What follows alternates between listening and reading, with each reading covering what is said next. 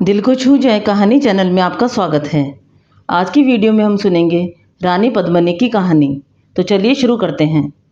बहुत पुराने समय की बात है। एक बहुत ही दयालु राजा था। उसके 7 लड़के थे। 6 का विवाह हो गया था। 7वां लड़का अभी कुंवारा था। एक दिन वह महल में बैठा था कि उसे बड़े जोर की प्यास लगी। उसने इधर उधर देखा तो सामने से उसकी छोटी भाभी आती दिखाई दी। उसने कहा, भाभी मुझे एक गिलास पानी दे दो। भाभी ने इसे अपना अपमान समझा कि महल में इतने नौकर चाकर होते हुए भी सबसे छोटे राजकुमार की मुझसे पानी मांगने की हिम्मत कैसे हुई। भाभी मन ही मन खींच उठी। उन्होंने व्यंग भरे स्वर में कहा कि तुम्हारा इतना ऊंचा दिमाग है तो जाओ और रानी पद्मिनी को ले आओ। राजकुमार ने यह सुना तो उसका पारा एकदम चढ़ गया। राजकुमार बोला कि ठीक है, जब तक मैं रानी पद्मिनी को नहीं ले आऊँगा तब तक मैं इस घर का अन्न जल ग्रहण नहीं करूँगा। बात छोटी सी थी, लेकिन दोनों के अहंकार के कारण उसने उग्र रूप धारण कर लिया। रानी पद्मिनी काले कोसों दूर रहती थी। वहाँ पहुँचना आसान न था। रास्ता बड़ा दुभर था। रास्ते में जंगल, पहाड़, नदी, नाले, समुद्र न जाने क्या क्या रास्ते में पड़ते थे। किंतु राजकुमार तो रानी पद्मिनी को लाने का संकल्प कर चुका था। उसका वह संकल्प पत्थर की लकीर के समान था। उसने तत्काल वजीर के लड़के को बुलवाया और उसे सारी बात बताकर 2 घोड़े तैयार करवाने को कहा। वजीर के लड़के ने उसे बार बार समझाया कि रानी पद्मिनी तक पहुंचना बहुत मुश्किल है, परंतु राजकुमार अपने हठ पर अड़ा रहा। उसने कहा कि चाहे कुछ भी हो जाए, मैं रानी पद्मिनी के बिना इस महल में पैर नहीं रखूँगा। 2 घोड़े तैयार किए गए। रास्ते के लिए खाने पीने के सामान की व्यवस्था की गई और राजकुमार तथा वजीर का लड़का रानी पद्मिनी की खोज में निकल पड़े। उन्होंने पता लगाया तो मालूम हुआ कि रानी पद्मिनी सिंहल द्वीप में रहती है, जहाँ पहुँचने के लिए सागर पार करना होता है।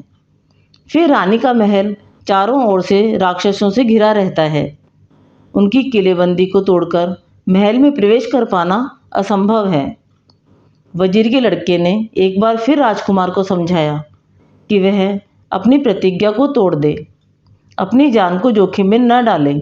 किंतु राजकुमार ने कहा कि जब एक बार तीर तरकश से छूट जाता है तो वापस नहीं आता।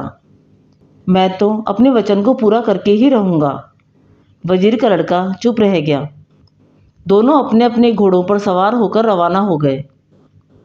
दोपहर को उन्होंने एक अमराई में डेरा डाला, खाना खाया, थोड़ी देर आराम किया। उसके बाद आगे बढ़ गए। चलते चलते दिन ढलने लगा। गोधूली की बेला आई। इसी समय उन्हें सामने एक बहुत बड़ा बाग दिखाई दिया। राजकुमार ने कहा कि आज रात इस बाग में बिताकर कल तड़के आगे चल पड़ेंगे। बाग का फाटक खुला था और वहाँ कोई चौकीदार या रक्षक नहीं था। वजीर के लड़के ने उधर निगाहें डालकर कहा कि मुझे तो यहाँ कोई खतरा दिखाई देता है। हम लोग यहाँ न रुककर आगे और कहीं रुकेंगे तो अच्छा होगा। उसकी बात सुनकर राजकुमार हंस पड़ा। वह बोला कि तुम बड़े डरपोक हो। यहाँ क्या खतरा हो सकता है? देखते नहीं कि यहाँ कितना हरा भरा सुंदर बाग है। वजीर के लड़के ने कहा कि आप माने या ना माने, मुझे तो लग रहा है कि यहाँ कोई भेद छिपा है। राजकुमार ने उसकी एक न सुनी और अपने घोड़े को फाटक के अंदर बढ़ा दिया। बेचारा वजीर का लड़का भी उसके पीछे पीछे बाग में चला गया। ज्यों ही वे अंदर पहुँचे कि बाग का फाटक अपने आप बंद हो गया। राजकुमार और वजीर के लड़के की ऐसी हालत हो गई कि काटो तो खून नहीं। ये क्या हो गया? वजीर के लड़के ने राजकुमार से कहा कि मैंने आपसे कहा था ना कि यहाँ ठहरना मुनासिब नहीं है, पर आप नहीं माने। उसका नतीजा देख लिया। राजकुमार ने कहा कि वह सब छोड़ो, अब ये सोचो कि हम क्या करें। वजीर का लड़का बोला कि अब तो एक ही रास्ता है कि हम घोड़ों को यहीं पेड़ से बंधे रहने दें और किसी घने पेड़ के ऊपर चढ़कर बैठ जाएं। देखें आगे क्या होता है। दोनों ने यही किया। घोड़े पेड़ से बांधकर वे एक ऊंचे पेड़ पर चढ़ गए और चुपचाप बैठ गए। अंधकार फैल गया, सन्नाटा छा गया। राजकुमार को नींद आने लगी। तभी उन्होंने देखा कि हवा में उड़ता कोई चला आ रहा है। दोनों कांप उठे। हवा का वेग रुकते ही वह आकृति नीचे उतरी। उसकी शक्ल देखते ही दोनों को लगा कि वे पेड़ से नीचे गिर पड़ेंगे। वह एक परी थी। उसने नीचे खड़े होकर अपने इर्द गिर्द देखा। तभी इधर उधर से कई परियां आ गईं। उनके हाथों में पानी से भरे बर्तन थे। उन्होंने वहाँ छिड़काव किया। वह पानी नहीं, गुलाब जल था। उसकी खुशबू से सारा बाग महक उठा। अब तो उन दोनों की नींद उड़ गई और वे आंखें गड़ाकर देखने लगे कि आगे वे परियां क्या करती हैं। हवा में उड़ती एक परी आ रही थी। उसी समय कुछ परियां और आ गईं। उनके हाथों में कीमती कालीन थे। देखते देखते उन्होंने वे कालीन बिछा दिए। फिर जाने क्या किया कि वह सारा मैदान रोशनी से जगमगा उठा। अब तो इन दोनों के प्राण मुँह को आ गए। इस रोशनी में कोई भी उन्हें आराम से देख सकता था।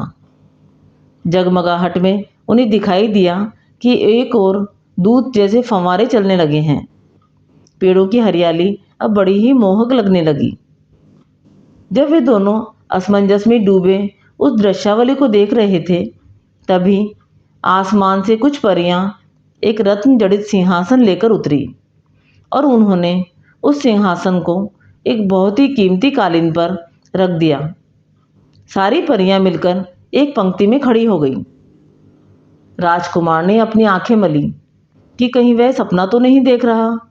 वजीर का लड़का बार बार अपने आप को धिक्कार रहा था कि उसने राजकुमार की बात क्यों मानी। पर अब क्या हो सकता था। आसमान में गड़गड़ाहट हुई। दोनों ने ऊपर को देखा तो एक उड़न खटोला उड़ा आ रहा था। यह क्या? राजकुमार फुसफुसाया। वजीर के लड़के ने अपने होठों पर उंगली रखकर चुपचाप बैठे रहने का संकेत दिया। उड़न खटोला धीरे धीरे नीचे उतरा और उसमें से सजी धजी एक परी बाहर आई। वह उन परियों की मुखिया थी। सारी परियों ने मिलकर उसका अभिवादन किया और बड़े आदर भाव से उसे सिंहासन पर आसीन कर दिया। थोड़ी देर खामोशी छाई रही। फिर मुखिया ने ताली बजाई। एक परी आगे बढ़कर उसके सामने खड़ी हो गई। मुखिया ने बड़ी शालीनता से कहा कि जाओ और उसको ले आओ। जो आज्ञा कहकर वह परी वहाँ से चल पड़ी और उसी ओर आने लगी जहाँ पेड़ पर राजकुमार और वजीर का लड़का बैठे थे। दोनों की जान सूख गई। वे अपने भाग्य में क्या लिखा कर आए थे कि ऐसे संकट में फंस गए। परी उसी पेड़ के नीचे आई और राजकुमार की ओर इशारा करके कहा कि नीचे उतरो, हमारी राजकुमारी ने तुम्हें याद किया है। राजकुमार हिचकिचाया। उसकी हिचकिचाहट देखकर परी ने कहा कि जल्दी उतर आओ, हमारी राजकुमारी आपकी राहें देख रही है। राजकुमार के पास अब कोई चारा नहीं था। राजकुमार पेड़ से नीचे उतरा और परी के साथ हो लिया। दोनों राजकुमारी के पास पहुँचे। राजकुमारी ने सरक कर सिंहासन पर जगह कर दी और कहा कि आओ यहाँ बैठो। राजकुमार ने उसकी बात सुनी पर उसकी बैठने की हिम्मत नहीं हुई। राजकुमारी ने थोड़ी देर चुप रहकर कहा कि तुम कौन हो?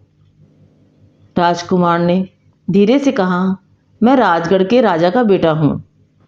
तो तुम राजकुमार हो? राजकुमारी ने मुस्कुराकर कहा। राजकुमार चुपचाप खड़ा रहा। राजकुमारी ने कहा कि देखो, यहाँ से कोसों दूर हमारा राज है। मैं वहाँ की राजकुमारी हूँ। बहुत दिनों से इंतजार कर रही थी कि कोई राजकुमार यहाँ आए और आज तुम आ गए। इतना कहकर राजकुमारी राजकुमार की ओर एकटक देखने लगी। राजकुमार को लगा कि वह बेहोश होकर गिर पड़ेगा, पर उसने अपने आप को संभाला। राजकुमारी की मुस्कुराहट और चौड़ी हो गई। बड़े मधुर शब्दों में बोली कि तुम्हें मुझसे विवाह करना होगा। राजकुमार पर मानो बिजली गिरी। उसने कहा कि यह नहीं हो सकता। राजकुमारी ने थोड़ा कठोर होकर पूछा कि क्यों, यह क्यों नहीं हो सकता? राजकुमार ने कहा कि मैं रानी पद्मिनी की तलाश में निकला हूँ। मैंने प्रतिज्ञा की है कि जब तक वह नहीं मिल जाएगी तब तक मैं अपने महल का अन्न जल ग्रहण नहीं करूँगा। राजकुमारी ने बड़े तरल स्वर में कहा, ओह, यह बात है। मैं नहीं चाहूँगी कि तुम अपनी प्रतिज्ञा को तोड़ो। प्रतिज्ञा बड़ी पवित्र होती है, उसे तोड़ना नहीं चाहिए। तुम अपनी प्रतिज्ञा पूरी करो, मैं उसमें तुम्हारी मदद करूँगी, परंतु मेरी एक शर्त है। राजकुमार ने कहा कि आपकी शर्त क्या है? राजकुमारी बोली कि पद्मिनी को लेकर तुम यहाँ आओगे और मेरे साथ शादी करके अपने राज्य को जाओगे। राजकुमार ने कहा कि इसमें मुझे क्या आपत्ति हो सकती है? राजकुमारी थोड़ी देर मौन रही, फिर बोली, तुम सिंहल द्वीप कैसे पहुँचोगे? राजकुमार ने कहा, क्यों, उसमें क्या दिक्कत है? राजकुमारी हंसने लगी। हंसते हंसते बोली, तुम बड़े भोले हो। अरे, वहाँ पहुँचना हंसी खेल नहीं है। रास्ते में एक जादू की नगरी पड़ती है। सिंहल द्वीप का रास्ता वहाँ से होकर गुजरता है। कोई भी तुम्हें अपने जादू में फंसा लेगा। राजकुमार ने हैरान होकर कहा, तब? राजकुमारी बोली, तुम उसकी चिंता न करो। यह लो, मैं तुम्हें एक अंगूठी देती हूँ। तुम जब तक इस अंगूठी को अपनी उंगली में पहने रहोगे तब तक तुम पर किसी का जादू असर नहीं करेगा। इतना कहकर राजकुमारी ने एक अंगूठी उसकी ओर बढ़ा दी। राजकुमार ने कहा, राजकुमारी, मैं तुम्हारा एहसान कभी नहीं भूलूंगा। राजकुमारी बोली, इसमें एहसान की क्या बात है? इंसान को इंसान की मदद करनी ही चाहिए। राजकुमारी ने एक अंगूठी उसे दे दी और कहा, तुम्हारी यात्रा सफल हो, तुम्हारी प्रतिज्ञा पूरी हो। राजकुमार ने उसका आभार मानते हुए सिर झुका दिया। रात बीतने वाली थी। राजकुमारी उठी और अपने उड़न खटोले पर बैठकर चली गई। परियों ने सारा सामान समेटा और वे भी अपनी अपनी दिशा को प्रस्थान कर गई। राजकुमारी से विदा होकर राजकुमार डगमगाते पैरों से पर खुशी खुशी वहाँ आया जहाँ वजीर का लड़का बड़ी व्याकुलता से उसकी प्रतीक्षा कर रहा था। राजकुमार को सही सलामत लौट आया देखकर वजीर की लड़की की जान में जान आई। वह पेड़ पर से उतरा। राजकुमार ने उसे आपबीती सुनाकर कहा, देखो, कभी कभी बुराई में से भी भलाई निकल आती है। फिर दोनों ने अपने अपने घोड़े तैयार किए और उन पर सवार होकर वहाँ से चल पड़े। जैसे ही फाटक पर आए कि वह खुल गया। दोनों फाटक से बाहर हो गए।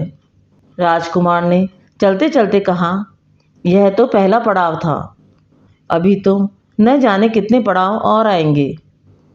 वजीर का लड़का गंभीर होकर बोला, यहाँ से तो हम राजी खुशी निकल गए, पर आगे हमें और होशियार रहना चाहिए। वे लोग उस जादुई बाग से कुछ ही दूर गए होंगे कि आसमान में काले काले बादल घिर आए। खूब जोर की वर्षा होने लगी। वे एक घर में रुक गए। दोनों रात भर के जगे थे। राजकुमार लेट गया और गहरी नींद में सो गया। वजीर के लड़के को नींद नहीं आई। वह बैठा रहा। अचानक क्या देखता है कि बराबर के कमरे से एक काला नाग आया। यह उसी का घर था। अपने घर में उन अजनबी आदमियों को देखकर वह गुस्से से आग बबूला हो गया। बड़े जोर की फुफकार मारकर वह राजकुमार की ओर बढ़ा। राजकुमार तो बेखबर सो रहा था। वजीर के लड़के ने म्यान से तलवार निकालकर सांप पर वार किया और उसके 2 टुकड़े कर डाले। फिर तलवार से उसे एक कोने में पटक दिया। बाहर अब भी पानी पड़ रहा था। वजीर का लड़का उठकर घर के दरवाजे पर आ खड़ा हुआ। थोड़ी देर बाहर का नज़ारा देखता रहा। सोचने लगा कि बैठे ठाले राजकुमार ने यह क्या मुसीबत मोल ली। अच्छा होगा कि अब भी उसका मन फिर जाए और हम वापस लौट जाएं। पर वह राजकुमार को जानता था। वह बड़ा हठी था। जो सोच लेता था उसे पूरा करके ही रहता था, और न जाने क्या क्या विचार उसके दिमाग में चक्कर लगाते रहे। पानी थम गया तो उसने राजकुमार को जगाया। राजकुमार उठ बैठा और बोला, बड़ी जोर की नींद आ गई। अगर तुम जगाते नहीं तो मैं घंटों सोते रहता। तभी उसकी निगाहें एक ओर पड़े नागराज पर गई। वह चौंक कर खड़ा हो गया और विस्मित आवाज में बोला, यह क्या? वजीर के लड़के ने सारा हाल सुनाते हुए कहा, वह तो अच्छा हुआ कि मुझे नींद नहीं आई। अगर सो गया होता तो यह नाग हम दोनों को डस लेता और हमारा सफ़र यहीं ख़त्म हो गया होता। राजकुमार वजीर के लड़के के मुँह से सारी दास्तान सुनकर बोला, मित्र, जिसे भगवान बचाता है उसे कोई नहीं मार सकता, यह भी याद रखो। हम लोग एक बड़े काम के लिए निकले हैं। जब तक वह काम पूरा नहीं हो जाएगा तब तक हमारा बाल भी बांका नहीं होगा। वजीर के लड़के ने इसका कोई जवाब नहीं दिया। दोनों ने सामान संभाला, घोड़ों पर जीन कसी और आगे बढ़ चले। चलते चलते एक तालाब आया। सूरज सिर पर आ गया था। आसमान एकदम निर्मल हो गया था। वहाँ वे रुक गए, भोजन किया, थोड़ी देर विश्राम किया, फिर आगे चल दिए। आगे एक बड़ा घना जंगल था। इतना घना कि हाथ को हाथ नहीं सूझता था। उसमें जंगली जानवर निडर होकर घूमते थे। डाकू छिपे रहते थे। वहाँ से निकलना हंसी खेल नहीं था। जब उन्हें यह जानकारी मिली तो वजीर के लड़के का दिल दहल उठा। उसने राजकुमार की ओर देखा, पर राजकुमार तो जान हथेली पर लेकर महल से निकला था। उसने कहा, अगर हम इन छोटी छोटी बातों से घबरा जाएंगे तो कैसे काम चलेगा। दोनों उस जंगल में घुसे। जैसा बताया था वैसा ही उन्होंने उसे पाया। अंधेरी रात का सा अंधकार फैला था। आगे आगे राजकुमार और वजीर का लड़का पीछे पीछे। जानवरों की नाना प्रकार की आवाज़ें आ रही थीं। पक्षी कलरव कर रहे थे। वे लोग बड़ी सावधानी से आगे बढ़ रहे थे। अचानक उन्हें दो चमकती हुई आंखें दिखाई दी। राजकुमार ने अपने घोड़े को रोक लिया। खड़े होकर देखा तो सामने एक बाघ खड़ा था। क्षण भर में उन दोनों का खात्मा हो जाने वाला था। पर जब मौत सामने आती है तो कायर भी शूरवीर बन जाता है। वजीर के लड़के ने आव देखा न ताव घोड़े पर से कूदा और तलवार से उस पर बड़े जोर का वार किया। राजकुमार ने भी भाले से उस पर हमला किया। बाघ वहीं ढेर हो गया। अब तो दोनों और भी चौकन्ने हो गए। बहुत से जानवर उनके पास से गुजरे पर वे उतने खूंखार नहीं थे। घोड़ों को देखकर रास्ते से हट गए। वे लोग पल भर को भी नहीं रुके। उन्हें पता नहीं चल रहा था कि वे कितना जंगल पार कर चुके हैं। सूरज ने भी वहाँ हार मान ली थी। उन्हें डर था कि कहीं रात न हो जाए। रात में जंगली लोमड़ी भी शेर बन जाती है। जंगली सुअर, नीलगाय, भैंसें, शेर, चीते इधर उधर विचरण करने लगते हैं। पर वहाँ तो रात दिन एक सा था। उजाले का कहीं नाम ही नहीं था। उन दोनों ने हिम्मत नहीं हारी। उनके हौसले के सामने जंगल ने हार मान ली। जंगल समाप्त हुआ और खुला मैदान आ गया। दिन ढल गया था। उन दोनों ने हिम्मत नहीं हारी। उनके हौसले के सामने जंगल ने हार मान ली। जंगल समाप्त हुआ और खुला मैदान आ गया। दिन ढल गया था। मारे थकान के दोनों पस्त हो रहे थे। वजीर के लड़के ने कहा, अब हम यहीं कोई अच्छी जगह देखकर ठहर जाएं। हम लोगों की ताकत जवाब दे रही है और हमारे घोड़े भी पसीने से तरबतर हो रहे हैं। राजकुमार ने उसके प्रस्ताव को मान लिया। कुछ कदम आगे बढ़ने पर पेड़ों के एक झुरमुट में उन्होंने डेरा डाला। पास में कुआं था, उससे पानी लेकर स्नान किया, ताज़ा होकर खाना खाया। वजीर के लड़के ने कहा, मैं बहुत थक गया हूँ, आज की रात मैं खूब सोऊंगा, आप पहरा देना। राजकुमार बोला, ठीक है। दोनों अपने अपने बिस्तरों पर लेट गए, पर थके होने पर भी वजीर के लड़के की आंख नहीं लगी और वह चुपचाप बिस्तर पर पड़ा रहा।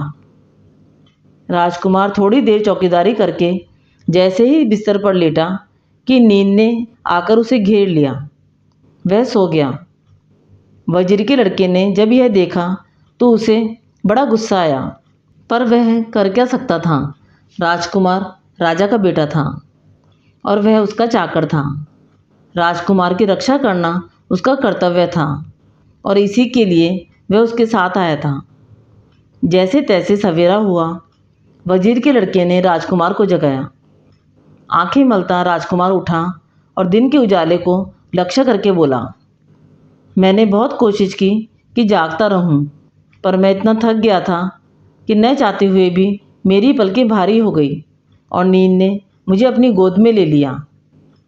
वजीर के लड़के को उस पर अब क्रोध नहीं आया, दया आई और उसने कहा, कोई बात नहीं। फिर राजा का दिल रखने के लिए मुस्कुराकर कहा, ईश्वर को धन्यवाद दो कि रात को कोई दुर्घटना नहीं हुई। अनजानी जगह का आखिर क्या भरोसा कि कब क्या हो जाए। तैयार होकर वे फिर आगे बढ़े। चलते चलते काफ़ी समय हो गया। आगे उन्हें एक नगर दिखाई दिया। उसे देखकर वजीर के लड़के का माथा ठनका। राजकुमार तो भूल गया था, पर उसे याद था। परियों की राजकुमारी ने कहा था कि रास्ते में जादू की एक नगरी पड़ेगी। हो न हो यह वही नगरी है। उसने राजकुमार से कहा, हम इस नगरी के किनारे के रास्ते से निकल चलें, बस्ती में न जाएं। राजकुमार ने तुनक कर कहा, इतने दिनों से हम जंगलों और मैदानों में घूम रहे हैं, जैसे तैसे तो एक नगर आया है और तुम कहते हो कि इससे बचकर निकल चलें। नहीं, यह नहीं होगा। राजकुमार की इच्छा के आगे वजीर का लड़का झुक गया और दोनों ने नगरी में प्रवेश किया। नगरी की बनावट और सजावट को देखकर राजकुमार मुग्ध रह गया। बोला, वाह, ऐसी नगरी को देखने के आनंद से तुम वंचित होना चाहते थे। ऐसे घर, ऐसे महल, ऐसे बाग बगीचे कहाँ देखने को मिलते हैं। अपने अपने घोड़ों पर सवार दोनों नगर के भीतर बढ़ते गए। अकस्मात भांति भांति के फूलों और लता गुल्मों से सजे एक बगीचे को देखकर राजकुमार अपने घोड़े से उतर पड़ा और बगीचे की शोभा को निहारने लगा। तभी सामने के घर से एक बुढ़िया दौड़ी आई और राजकुमार से लिपटकर फूट फूट कर रोने लगी। रोना रुका तो बोली, मेरे बेटे, तुम कहाँ चले गए थे। राजकुमार भौंचक्का सा रह गया। यह क्या माजरा है। उसने बुढ़िया की बाहों से अपने को छुड़ाने की कोशिश की, पर बुढ़िया ने उसे इतना जकड़ रखा था कि वह अपने को छुड़ा नहीं पाया। बुढ़िया फिर बिलखने लगी। राजकुमार को उस पर दया आ गई और बोला, तुम चाहती क्या हो। सिसकते हुए बुढ़िया ने कहा, थोड़ी सी देर को मेरे घर के भीतर चलो। इतना कहकर उसने राजकुमार का हाथ पकड़ लिया। अपना पीछा छुड़ाने के लिए राजकुमार उसके घर जाने को तैयार हो गया।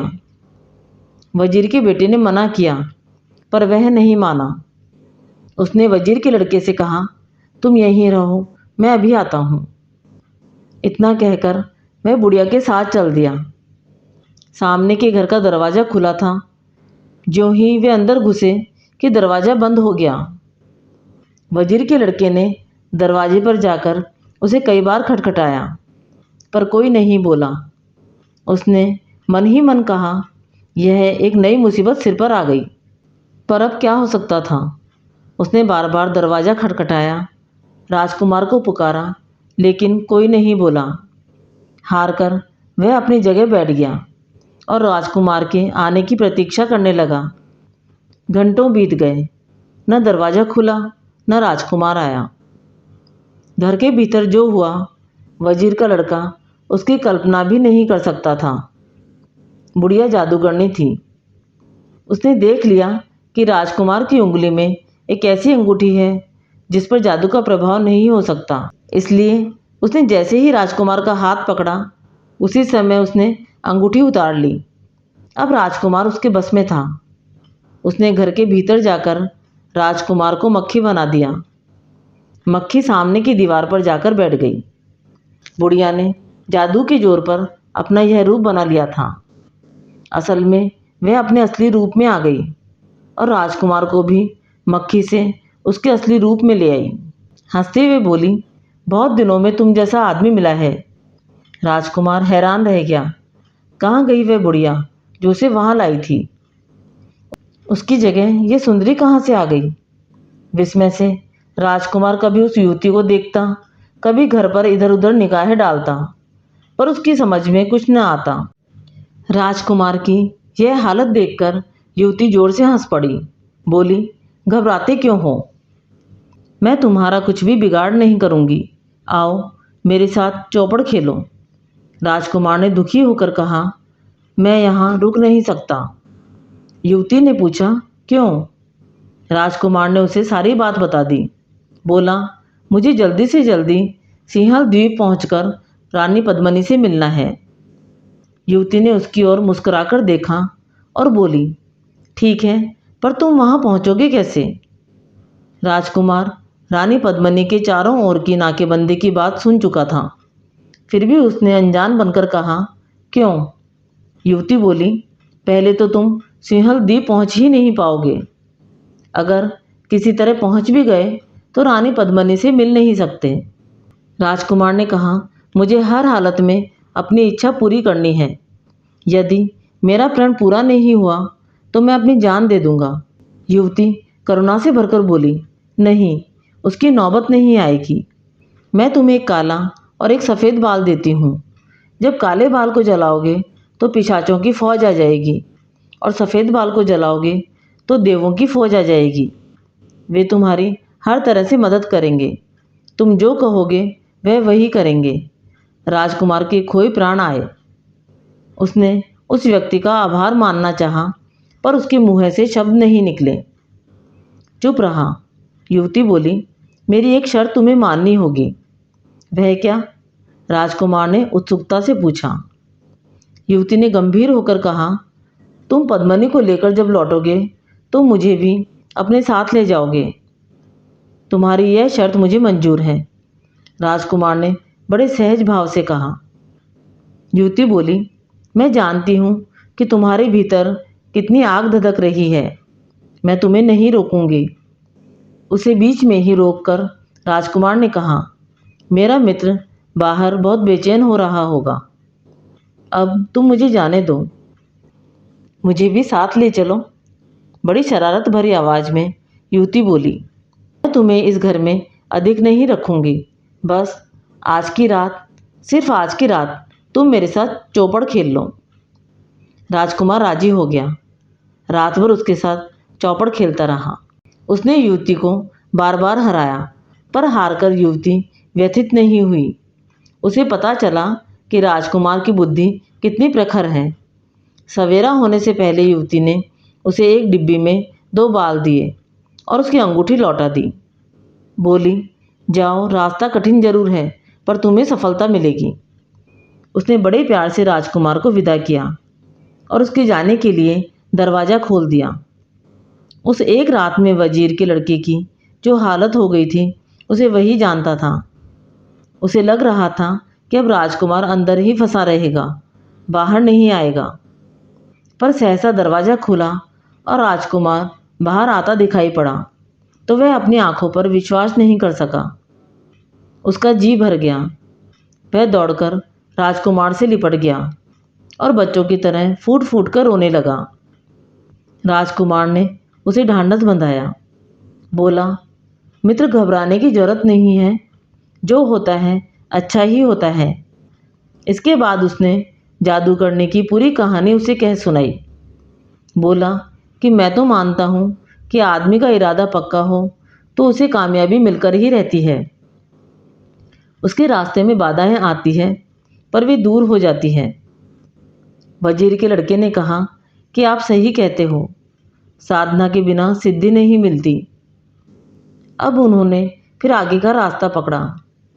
उस नगरी से निकलकर अब वे खुले मैदान में थे। इधर उधर खेतों में फसल उग रही थी। लोग अपने अपने कामों में लगे थे। वे लोग चलते गए। रास्ते में खेत खलिहानों के अलावा कहीं कहीं हरे भरे बाग बगीचे मिलते, कहीं नदी नाले, पर उन सबको पार करके वे निर्विघ्न बढ़ते ही गए। रात होने से पहले उन्हें एक आश्रम मिला। उस आश्रम के बाहर एक साधु बैठे थे। सिर पर बड़ी जटाएं, लंबी दाढ़ी, घनी मूछें, भरा पूरा चेहरा। राजकुमार का मन हुआ कि रात को वहीं ठहर जाए। उसने अपने साथी से सलाह की तो वह भी राजी हो गया। राजकुमार ने तब साधु के पास जाकर कहा कि हम मुसाफिर हैं, बहुत दूर से आ रहे हैं। यदि आपकी अनुमति हो तो रात को यहाँ ठहर जाएं, सवेरे चले जाएंगे। साधु बोले कि यह तो आश्रम है, हर कोई यहाँ रुक सकता है। तुम आराम से ठहरो और जब तक मन करे हमारे साथ रहो। राजकुमार को यह सुनकर बड़ी खुशी हुई। उन्होंने घोड़ों को वहीं बांध दिया और आश्रम के एक कमरे में बिस्तर लगाया। खा पीकर जब बैठे तो साधु महाराज भी वहीं आ गए। बातें होने लगी। साधु बाबा बहुत पहुँचे हुए व्यक्ति थे। जब वह बोलते थे तो ऐसा प्रतीत होता था मानो उनके मुख से फूल झड़ रहे हों। उन्होंने पूछा कि तुम लोग कहाँ से आ रहे हो और कहाँ जा रहे हो? तुम्हारी यात्रा का उद्देश्य क्या है? राजकुमार ने सारी जानकारी विस्तार से बता दी और अंत में कहा कि बाबा जी आशीर्वाद दीजिए कि हमें अपने उद्देश्य में सफलता मिले। बाबा विहल हो गए। बोले कि मेरा आशीर्वाद तो हमेशा सबके साथ रहता है, तुम्हारे साथ भी है, पर वत्स तुम्हारा काम तो आकाश से तारे तोड़ लाने के समान है। इतना कहकर बाबा चुप हो गए। फिर बोले कि मेरे यहाँ से तुम खाली हाथ नहीं जाओगे। मैं तुम्हें एक ऐसी बबूत दूंगा जिसे खाकर तुम सबको देख सकोगे, पर तुम्हें कोई नहीं देख सकेगा। बाबा उठकर गए। लौटे तो उनके हाथ में बबूत थी।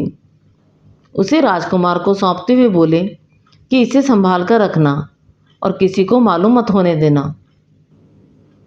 राजकुमार ने बाबा का आशीर्वाद मानते हुए बबूत ले ली। अब तो धीरे धीरे पद्मनी की नाकेबंदी को भेदने का रास्ता साफ होता जा रहा था।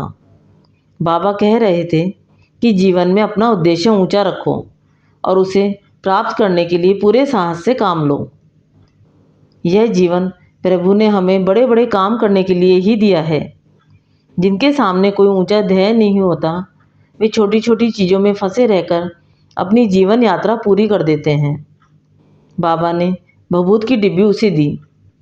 राजकुमार और वजीर का बेटा उनकी बातें बड़े ध्यान से सुन रहे थे। बाबा के मुंह से निकले एक एक शब्द के पीछे उनका विश्वास था। उन्होंने कहा कि तुम लोग 3-4 दिन यहाँ विश्राम करके आगे बढ़ो। कौन जाने कि आगे की यात्रा अब तक की यात्रा से भी कठिन हो। थके होगे तो लड़ोगे कैसे?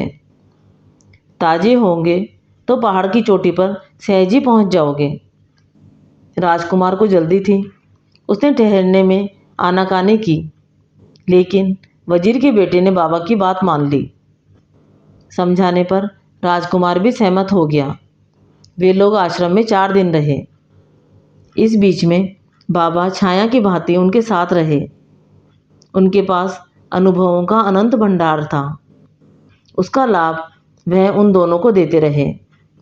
उन्होंने अंत में जोर देकर कहा कि अपने किए पर कभी अभिमान मत करना, साथ ही अपने मार्ग पर दृढ़तापूर्वक डटे रहना।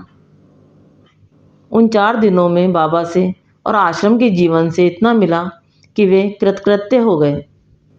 अपने उद्देश्य की सफलता में अब उन्हें कोई संदेह नहीं रहा। आश्रम से वे बड़े तड़के रवाना हो गए। अभी उनकी मंजिल काफ़ी दूर थी। बिना रुके वे चलते गए। दिन चढ़ाया, सूरज सिर पर आ गया।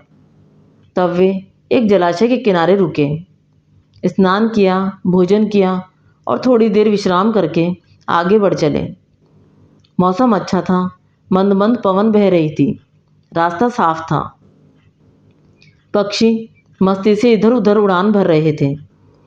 राजकुमार ने मार्ग दृश्यों को देखकर वजीर के लड़के से कहा कि देखो, सब कितना गतिशील है।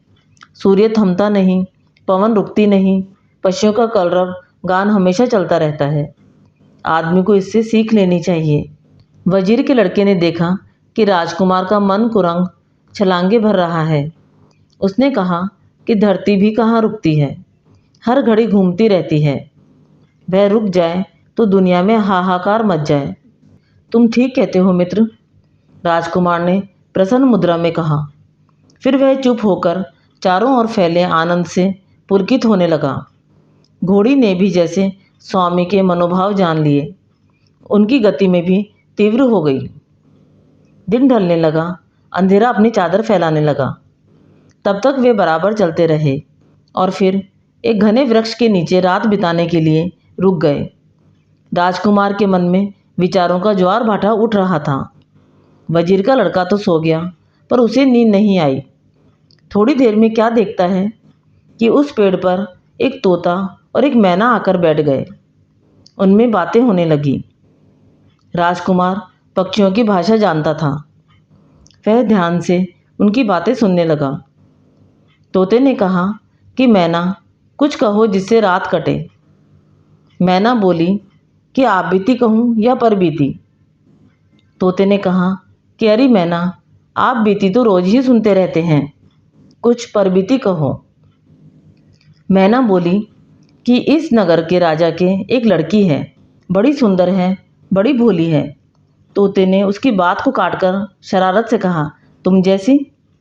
मैना शर्मा गई, बोली कि तुम्हें तो हर घड़ी मजाक सूझता है। तोते ने कहा कि अच्छा, अपनी बात कहो। मैना बोली कि राजकुमारी बहुत दिनों से बीमार है।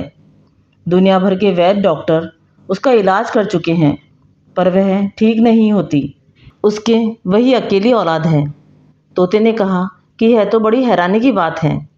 हैरानी की बात तो है ही, मैना ने व्यथित स्वर में कहा कि राजा ने तो यहाँ तक ऐलान कर दिया कि जो कोई राजकुमारी को अच्छा कर देगा वह उसी से अपनी बेटी का ब्याह कर देगा। राजकुमारी को पाने के लालच में दुनिया भर के चिकित्सक आ रहे हैं, पर कोई भी उसे ठीक नहीं कर पाया। राजा निराश हो गया है। इतना कहकर मैना की आवाज़ रुक गई। तोता बोला कि राजकुमारी की बीमारी दूर करने का कोई रास्ता है? रास्ता है, रास्ता है, मैना ने कहा। अगर कोई सुनता हो तो इस पेड़ की जड़ ले जाए और उसे घिसकर पानी में मिलाकर राजकुमारी को पिला दे, वह रोग से छुटकारा पा जाएगी। यह कहकर मैना मौन हो गई। तोता भी कुछ नहीं बोला, पर राजकुमार उठा और उसने अपने भाले से एक और मिट्टी खोदकर पेड़ की थोड़ी सी जड़ काट ली और आकर अपने बिस्तर पर लेट गया। सवेरा हुआ, दोनों मित्र उठे और तैयार होकर आगे बढ़ गए। आगे उन्हें वही नगर मिला जिसकी चर्चा मैना ने की थी। शहर में बार बार मुनादी हो रही थी कि राजकुमारी को जो भी अच्छा कर देगा, राजा उसके साथ राजकुमारी को ब्याह देगा और अपना आधा राज्य दे देगा। राजकुमार ने अपना घोड़ा महल के फाटक की ओर बढ़ा दिया। वजीर के लड़के ने उसे रोकना चाहा, पर वह कहाँ मानने वाला था। फाटक पर जब चौकीदार ने उसे रोका तो उसने कहा कि मैं राजकुमारी का इलाज करूँगा। राजकुमार को राजा के सामने पेश किया गया। राजा ने कहा कि बड़े से बड़े वैद्य इसका इलाज कर गए हैं, पर मेरी प्यारी बेटी को कोई अच्छा नहीं कर सका। राजकुमार कुछ बोला नहीं। थोड़ा पानी लेकर उसने जड़ को घिसा और बेहोश पड़ी राजकुमारी के होठों पर लगा दिया। पानी का लगना था कि राजकुमारी के बदन में कुछ हलचल हुई। राजकुमार ने फिर थोड़ा सा पानी उसके मुँह से लगाया तो उसने आंखें खोल दी। यह देखकर राजा का रोम रोम पुलकित हो उठा। उसने राजकुमार को सीने से लगा लिया। कुछ ही देर में राजकुमारी उठकर बैठ गई और चलने फिरने लगी। अपनी शर्त के अनुसार राजा ने कहा कि अब तुम मेरी बेटी को और मेरे आधे राज्य को ग्रहण करो। राजकुमार ने राजकुमारी के अच्छा हो जाने पर प्रसन्नता व्यक्त करते हुए राजा को अपनी प्रतिज्ञा बता दी। सुनकर राजा ने कहा कि कोई बात नहीं, तुम अपनी प्रतिज्ञा पूरी करके लौटो तो मेरी बेटी को साथ ले जाना और मन हो तो यहीं राज करना। सारे नगर में शोर मच गया। प्रजा ने राजकुमार को घेर लिया। राजा ने बड़ी कठिनाई से लोगों को रोका और बड़े मान सम्मान के साथ राजकुमार को विदा देते हुए कहा, यहाँ से 10 कोस पर पश्चिम में एक बाबा गुफा में रहते हैं, तुम उनसे मिलते जाना, वह तुम्हारी मदद करेंगे। राजकुमार महल से बाहर आया तो वजीर का लड़का उसकी राह देख रहा था। उसे सारा समाचार मिल गया था। उसने राजकुमार को सीने से लगाकर कहा कि यह क्या चमत्कार हुआ। राजकुमार ने उसे पिछली रात की घटना सुनाकर कहा कि इस दुनिया में सचमुच कभी कभी चमत्कार हो जाता है। न हम उस पेड़ के नीचे ठहरते, न यह करिश्मा होता। हमें तोता मैना का उपकार मानना चाहिए। राजा ने उन्हें बाबा से मिलने को कहा था। राजकुमार ने उसी दिशा में प्रस्थान किया। 10 कोस पर उन्हें वही गुफा मिल गई। उसमें बाबा बैठे थे। राजकुमार घोड़ों से उतरकर उनके पास गया और उन्हें प्रणाम करके सामने खड़ा हो गया। बाबा आंखें बंद किए बैठे थे। थोड़ी देर में उन्होंने आंखें खोली और जिज्ञासा भाव से कहा कि कैसे आए हो। राजकुमार ने सारा हाल सुनाकर कहा कि राजा ने कहा था कि मैं आपके दर्शन करूं। बाबा बड़ी आत्मीयता से बोले कि वत्स, तुमने काम बड़ा कठिन और जोखिम भरा उठाया है। राजकुमार ने कहा कि बाबा, काम कठिन जरूर है, लेकिन आदमी तो बना ही कठिन काम करने के लिए है। बाबा की आंखें चमक उठी। बोले कि तुमने ठीक कहा, जो कठिन काम से बचे वह आदमी कैसा। कुछ रुककर उन्होंने कहा कि अब तुम सिंहल द्वीप के पास आ गए हो, लेकिन वहां पहुंचने के लिए तुम्हें महासागर पार करना होगा। कैसे करोगे। राजकुमार ने कोई झिझक नहीं दिखाई। बोला कि बाबा, जो शक्ति मुझे यहाँ तक ले आई है वही शक्ति इस कठिनाई का रास्ता भी निकालेगी। शाबाश वत्स, बाबा ने विभोर होकर कहा कि आदमी तो निमित्त है, काम शक्ति ही कराती है। इतना कहकर बाबा ने खड़ाऊ की एक जोड़ी उसे देते हुए कहा कि इन्हें पहनकर तुम सहज ही समुद्र पार कर जाओगे। जाओ, मेरा आशीर्वाद तुम्हारे साथ रहेगा। राजकुमार ने अत्यंत कृतज्ञ भाव से बाबा के चरणों में सिर रखा और बाबा ने समुद्र पार करने के लिए खड़ाऊ की जोड़ी दी। उसकी पीठ थपथपाकर उसे आशीर्वाद देकर विदा किया। घोड़ों पर सवार होकर जब वे चले तो राजकुमार भावविह्वल हो रहा था। उसने वजीर के लड़के से कहा कि राजा बड़ा उदार था। उसके साथ जो हुआ उसका बदला उसने चुका दिया। इतनी बड़ी समस्या को सहज ही हल कर दिया। दोनों आगे बढ़े। उनकी अब विशाल सागर को देखने के लिए आतुरता थी, पर सहसा एक चिंता ने राजकुमार को घेरा। वह तो खड़ाऊ की मदद से सागर पार कर लेगा, पर उसके साथी का क्या होगा। उसने वजीर के लड़के से कहा कि मित्र, आगे की लड़ाई अब मुझे अकेले को ही लड़नी पड़ेगी। जब तक मैं लौट कर नहीं आऊँ तुम यहीं रुके रहोगे। वजीर का लड़का हतप्रद हो गया। यह कैसे होगा। अकेला राजकुमार कैसे उस किले को फतेह कर सकेगा। जब उसने राजकुमार से अपनी आशंका व्यक्त की तो राजकुमार ने उसे धीरज बंधाते हुए कहा कि तुम चिंता मत करो, आगे के लिए मेरे पास सारे साधन हैं। फिर इधर उधर की बातें करते हुए वे आगे बढ़ते गए। राजकुमार का मन परेशान था। वजीर का लड़का भीतर ही भीतर परेशान था। यदि राजकुमार को कुछ हो गया तो वह राजा को कैसे मुंह दिखाएगा। राजकुमार हिम्मत से आगे बढ़ रहा था। साथी का दिल बैठ रहा था। दिन भर चलने के बाद अंत में उन्हें दहाड़ता सागर सामने दिखाई पड़ा। बड़ी बड़ी लहरें उठ उठकर एक भयानक दृश्य प्रस्तुत कर रही थी। तट पर पहुंचकर दोनों घोड़े से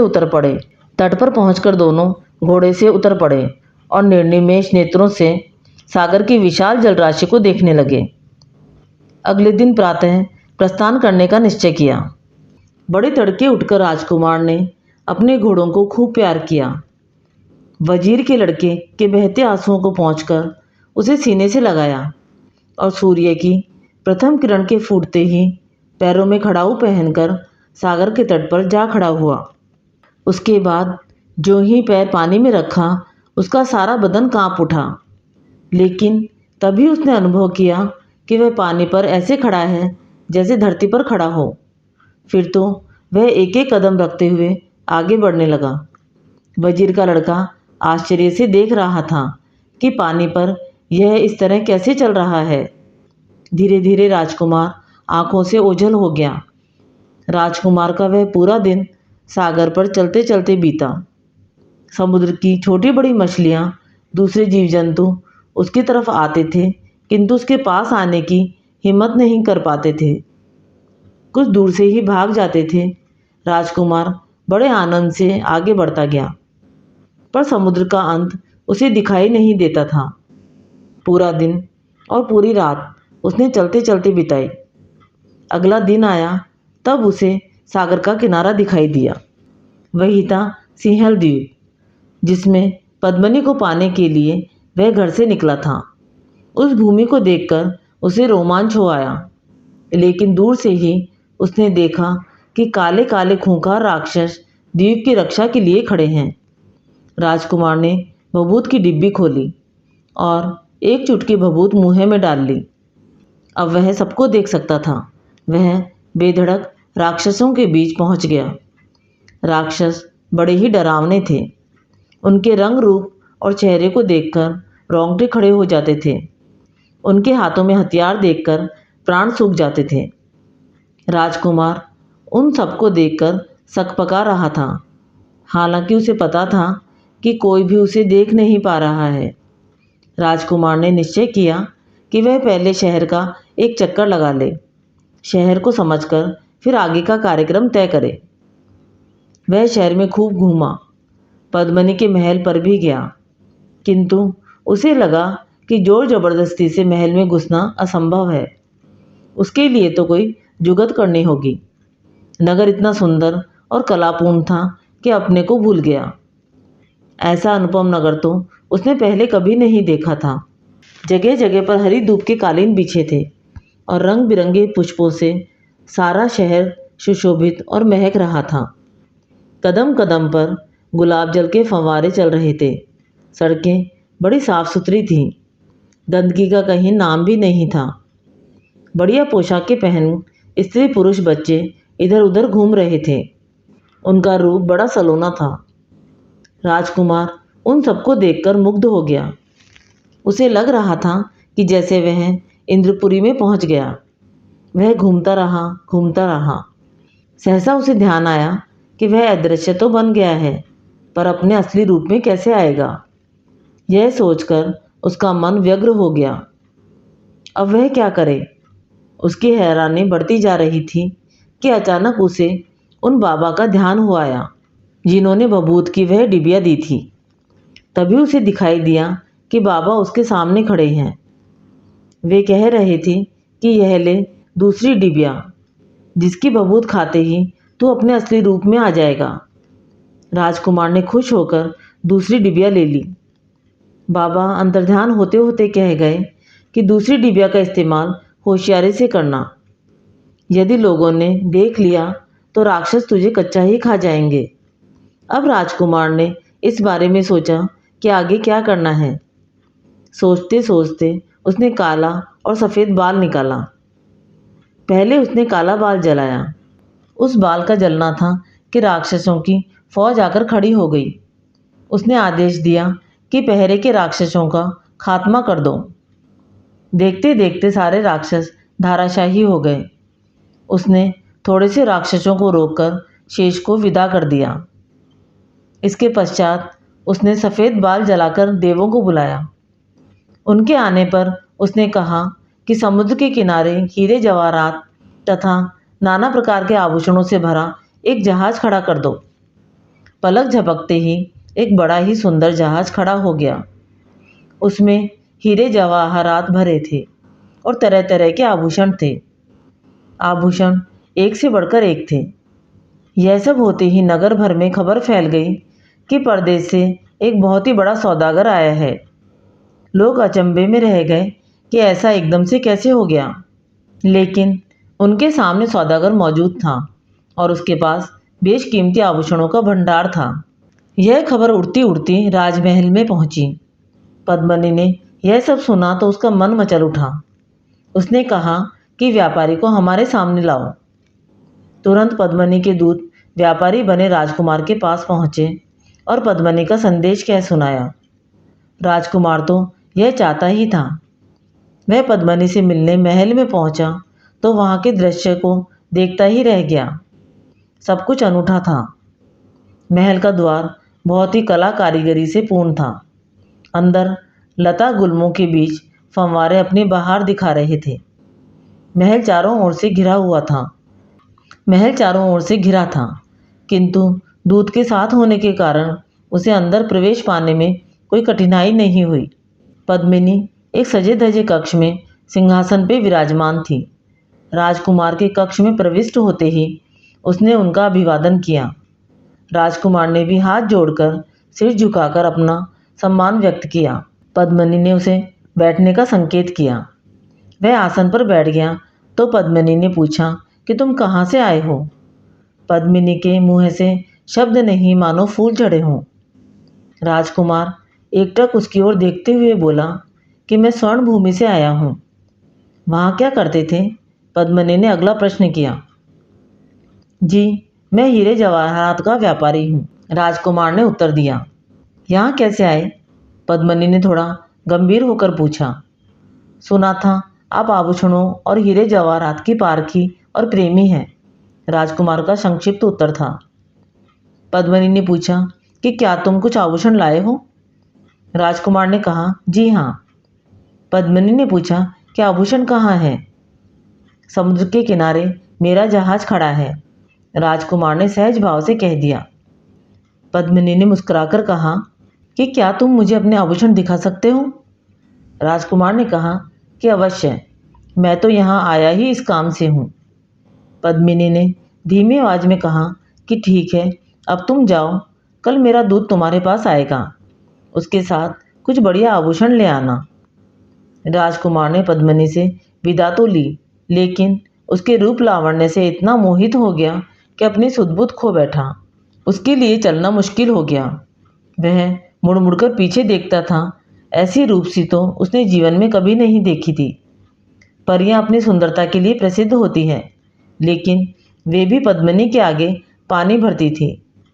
चारों दिशाओं में उसकी ख्याति ठीक ही फैली थी। पद्मिनी के मुँह पाश में फंसा राजकुमार जब अपने जहाज पर आया तो पद्मिनी उसकी आंखों के आगे घूम रही थी।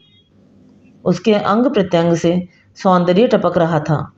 राजकुमार की भूख प्यास सब गायब हो गई। नींद उड़ गई।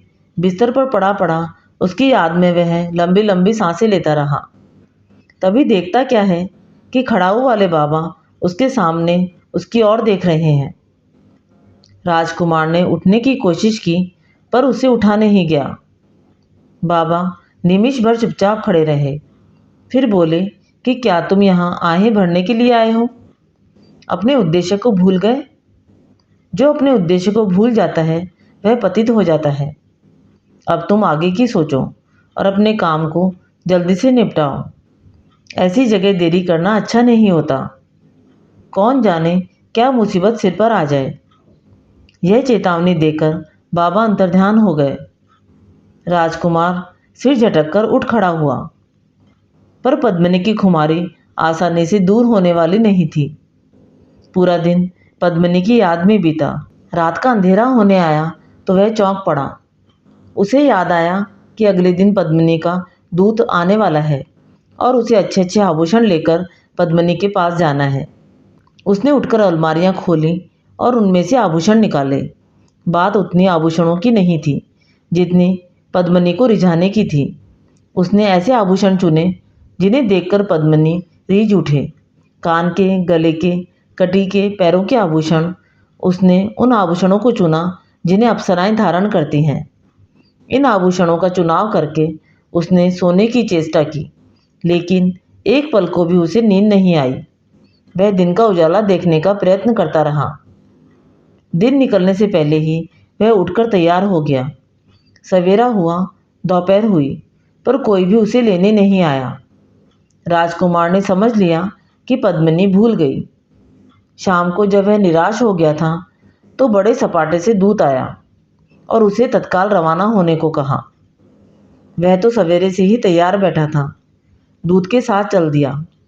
जब वह महल में पहुंचा तो पद्मिनी उसका इंतजार कर रही थी। आज वह दूसरे कक्ष में थी, जिसमें चारों ओर आदमकद शीशे लगे थे। प्रकाश से सारा कमरा आलोकित हो रहा था। पद्मिनी का सौंदर्य आज कई गुना निखर उठा था। पिछले दिन की तरह पद्मिनी ने और राजकुमार ने एक दूसरे का अभिवादन किया और पद्मिनी के संकेत पर राजकुमार उसके समीप ही बैठ गया। राजकुमार ने डिब्बियों में से आभूषण निकालकर उसे दिखाना आरंभ किया। पद्मिनी एक एक आभूषण को हाथ में ले लेकर अपने शरीर पर लगाकर शीशे में देखती कि कैसा लगता है, और जो उसे पसंद आता उसे एक और रख देती। कभी कभी वह राजकुमार की भी सलाह लेती। आभूषणों को देखते देखते काफ़ी देर हो गई तो पद्मिनी ने कहा कि अब हम कल देखेंगे। बड़े अनमने भाव से राजकुमार ने कहा, जैसी आपकी मर्जी। राजकुमार चला तो आज उसकी हालत कल से भी अधिक मोहासक्ति थी। आज उसने पद्मिनी के जिस रूप की झांकी पाई थी वह अलौकिक था। उसकी आंखें चुंधिया रही थीं। आज एक नई कल्पना ने उसके मन मस्तिष्क को झकझोर डाला था। वह सोच रहा था कि कुछ ही समय में वह उसे वहाँ से ले जाएगा। तब उसके अनुपम सौंदर्य के भार को वह कैसे वहन कर पाएगा। वह राजकुमार है, इतने बड़े राज्य के राजा का पुत्र है, किंतु कहाँ राजगढ़ का राज्य और कहाँ सिंहल द्वीप की इस अपूर्व सुंदरी का वैभव। दोनों में जमीन आसमान का अंतर था। पर उठा कदम अब वापस तो लिया नहीं जा सकता था। विचारों के अथाह सागर में डूबता उतरता राजकुमार अपने जहाज पर आया। उसका हाल बेहाल हो रहा था। भूख प्यास नींद सब उससे रूठ गई थी। वह बिस्तर पर पड़ा रहा कि हालत सन्निपात के रोगी के समान हो रही थी। वह अपने आप से ही बात कर रहा था, पर उसके शब्द अस्पष्ट थे। कभी उसकी आवाज़ तेज हो जाती थी, कभी मंद पड़ जाती थी। राजकुमार स्वयं हैरान था कि उसे क्या हो गया है। यह सब होते हुए भी उसने राजमहल में जाने की तैयारी की। कल की अपेक्षा आज और भी बढ़िया चीज़ें निकाली। उसे भरोसा था कि पद्मिनी उन्हें अवश्य पसंद करेगी। अगले दिन उसे अधिक प्रतीक्षा नहीं करनी पड़ी। जल्दी ही पद्मिनी का दूत आ गया और वह दोपहर होने से पहले ही महल में पहुंच गया। पद्मिनी इन आभूषणों को देखकर चकित रह गई। ऐसे आभूषण उसने पहले कभी नहीं देखे थे। उनमें से उसने ढेर सारे पसंद कर लिए। जब वह उन्हें लेने लगी तो उसने देखा कि वे अधूरे हैं। जोड़ीदार आभूषणों में से अधिकांश एक एक थे। पद्मिनी ने पूछा कि यह क्या है। राजकुमार ने उत्तर दिया कि अभी तो जहाज पर आभूषणों का भंडार भरा पड़ा है। मैंने सोचा कि आप जब अपनी पसंद पूरी कर लेंगी तब उन जोड़ियों को पूरी कर दूंगा। पद्मिनी ने खींच कर कहा कि यह तुमने क्यों सोचा। राजकुमार ने कहा कि इसलिए मेरी इच्छा थी कि आप एक बार आभूषणों के सारे भंडार को देख लें। अगर आपको आपत्ति न हो तो एक बार स्वयं जहाज पर जाकर पूरे भंडार को देख लें। इस सुझाव पर राजकुमारी थोड़ा सोच में पड़ी। अंत में उसने राजकुमार की बात मान ली और वह जहाज पर जाने को राजी हो गई। इसके बाद राजकुमार पद्मिनी से छुट्टी लेकर अपने जहाज पर लौट आया। नियत समय पर पद्मिनी जहाज पर आई। वहाँ आभूषणों का अथाह भंडार था। उन्हें देखने में पद्मिनी इतनी लीन हो गई कि वह समय को ही नहीं अपने को भी भूल गई। काम निपटाकर जाने को हुई तो राजकुमार ने कहा, अब जाओगी कहाँ और कैसे। पद्मिनी चकित होकर बोली कि क्यों। राजकुमार ने कहा, क्यों क्या, देखती नहीं कि जहाज चल रहा है और हम किनारे से बहुत दूर निकल आए हैं।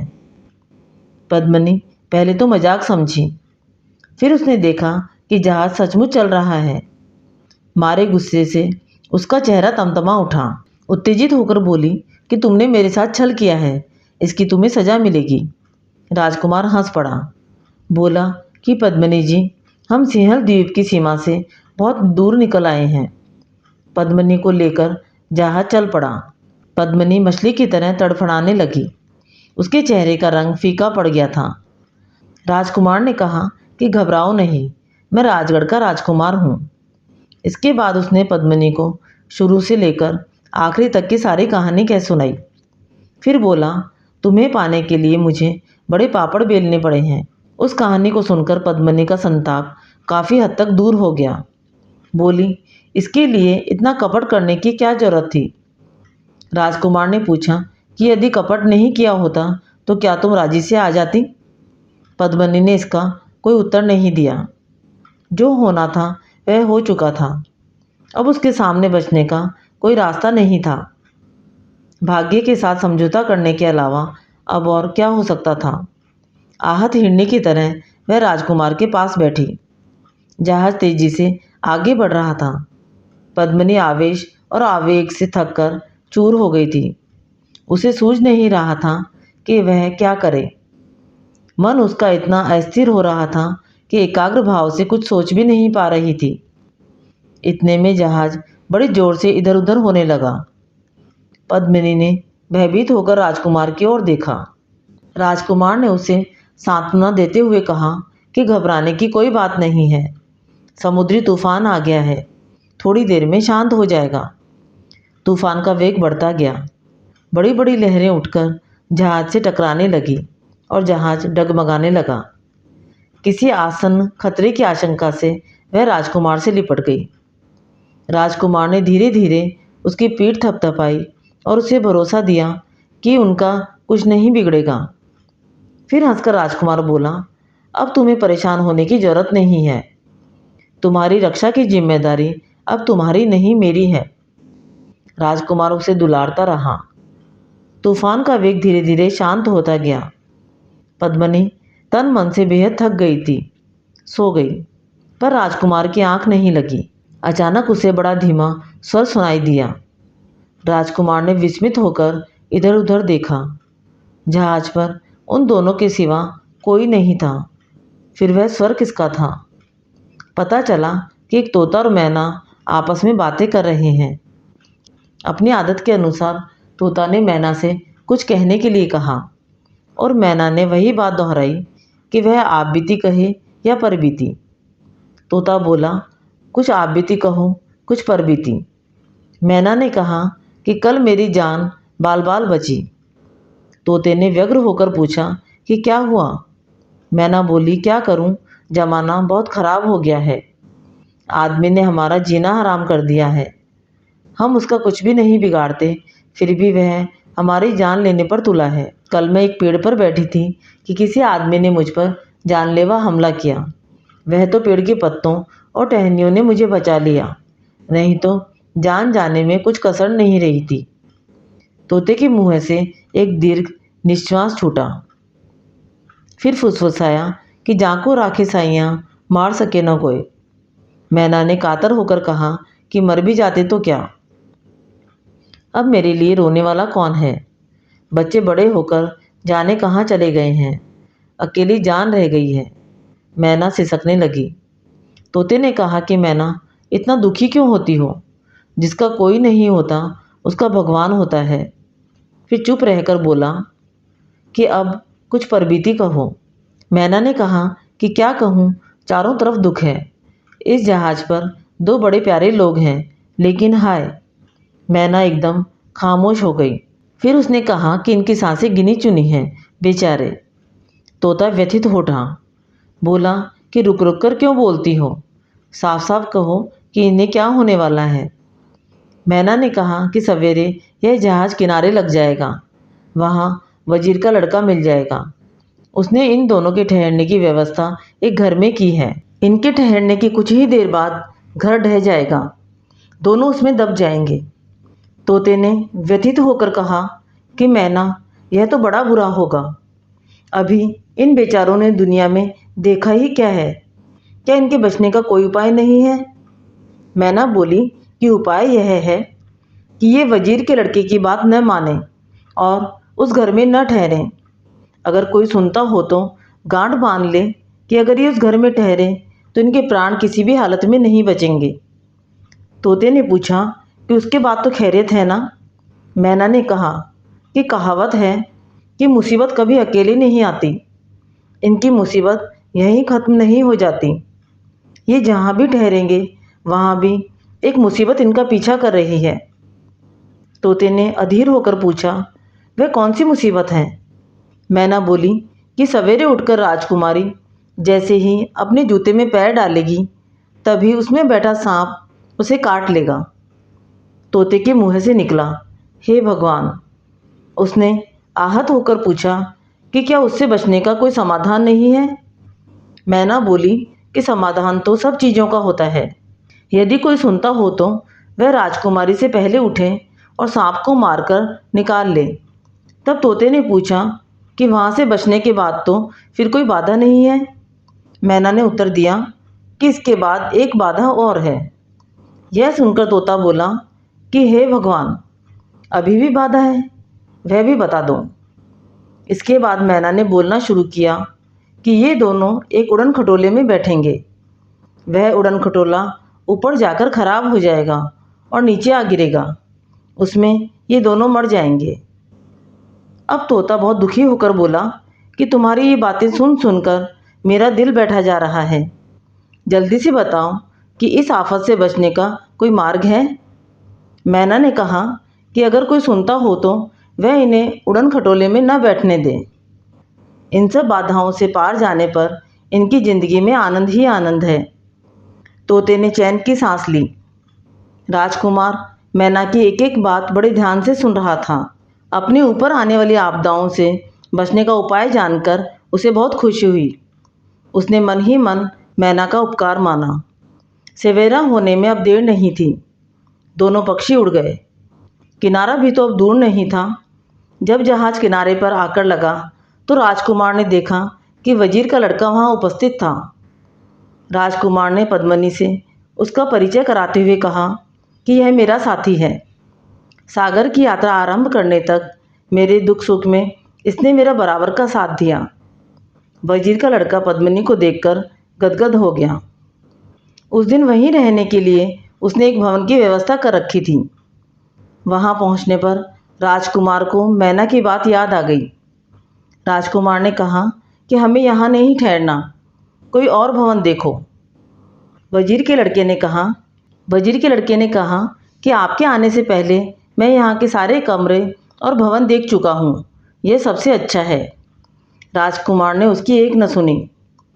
वजीर के लड़के ने दूसरे भवन की खोज की। दूसरा भवन उस भवन के पास ही मिल गया और वे लोग उसमें ठहर गए। बड़ी देर तक राजकुमार उसे अपनी कहानी सुनाता रहा और फिर वे सो गए। आधी रात के बाद जोर की गड़गड़ाहट हुई। वजीर का लड़का उठकर बाहर आया तो देखा कि पहला भवन गिरकर मिट्टी में मिल गया है। उसने राजकुमार की दूरंदेशी की भूरी भूरी प्रशंसा की। पद्मिनी तो सो गई, लेकिन राजकुमार रात भर तारे गिनता रहा। भोर होने से पहले देखता क्या है कि एक काला विषैला सांप आया और कुंडली मारकर पद्मिनी के जूते में बैठ गया। राजकुमार तो चिंतित होकर उस घड़ी की प्रतीक्षा ही कर रहा था। उसने तलवार निकालकर जूते में बैठे सांप के 2 टुकड़े कर डाले और बाहर फेंककर पद्मिनी के उठने की राह देखने लगा। थोड़ी देर में पद्मिनी उठी। उसकी थकान दूर हो गई थी और उसके चेहरे की कांति लौट आई थी। उसने मुस्कुराकर राजा की ओर देखा। उसने मुस्कुराकर राजकुमार की ओर देखा।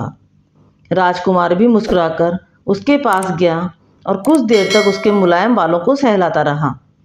पद्मिनी मन ही मन विभोर हो रही थी कि उसे अपने जीवन साथी के रूप में एक ऐसा सुंदर और पराक्रमी व्यक्ति मिल गया। वजीर के लड़के ने आगे की यात्रा उड़न खटोले में करने का विचार किया और एक उड़न खटोला मंगवा भी लिया, लेकिन राजकुमार ने उसमें बैठने से साफ इनकार कर दिया। वजीर के लड़के को बहुत बुरा लगा, पर राजकुमार के आगे उसकी एक न चली। वे घोड़ों पर सवार होकर ही आगे बढ़े। उड़न खटोले में कुछ और लोग बैठ गए, लेकिन थोड़ी दूर जाकर उड़न खटोला धड़ाम से नीचे आ गिरा और उसमें बैठे सब लोगों की जानें चली गई। राजकुमार ने अनुभव किया कि मैना की भविष्यवाणी कितनी सच थी।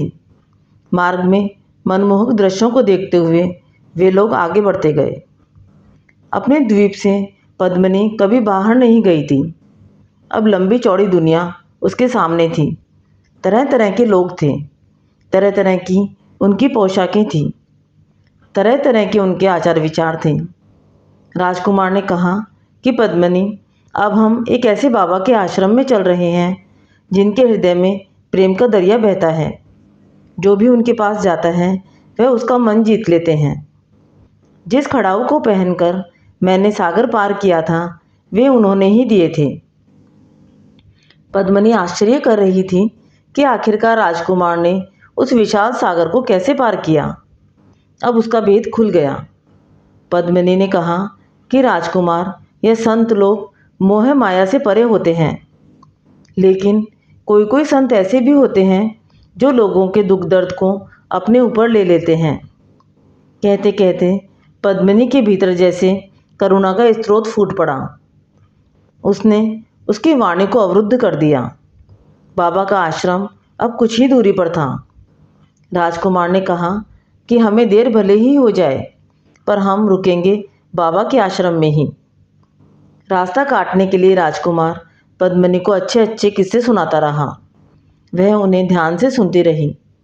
अंत में आसमान जब टिमटिमाते तारों से जगमगा उठा, उस समय वे आश्रम में पहुंच गए। बाबा कई दिनों से उनकी राहें देख रहे थे। इतनी देर कैसे हो गई, यह सोचकर उनका मन व्याकुल हो उठता था। राजकुमार को पद्मिनी के साथ देखकर उनका हृदय हर्ष से पुलकित हो उठा।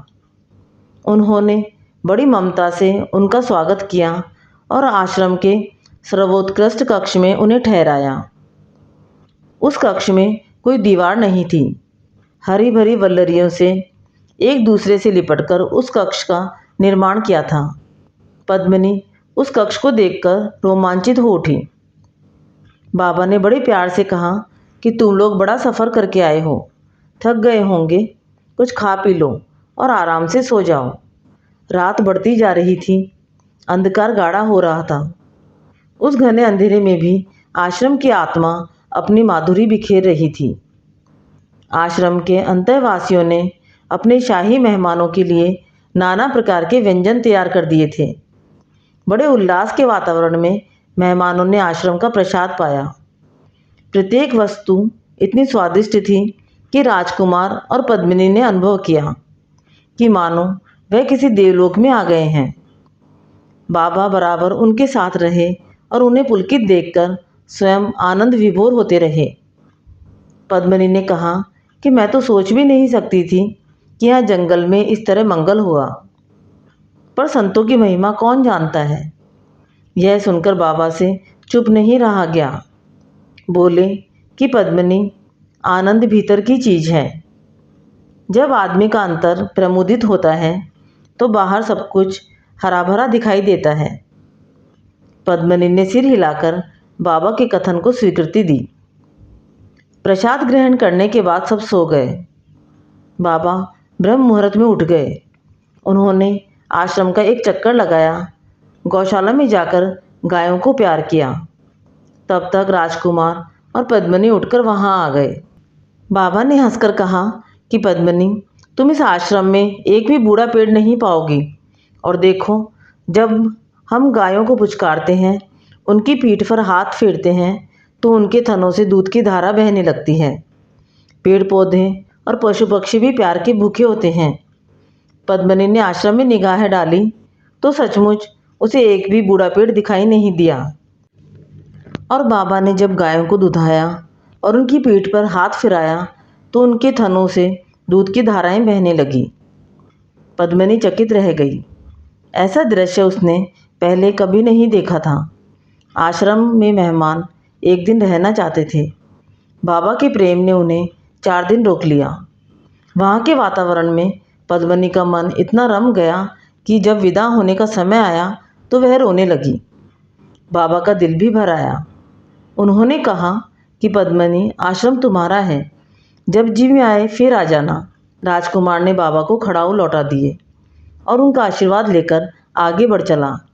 राजगढ़ अभी बहुत दूर था। बाबा के आश्रम से निकलते ही अचानक राजकुमार को उस राजकन्या का ध्यान आया जिसे उसने वृक्ष की जड़ से रोग मुक्त किया था।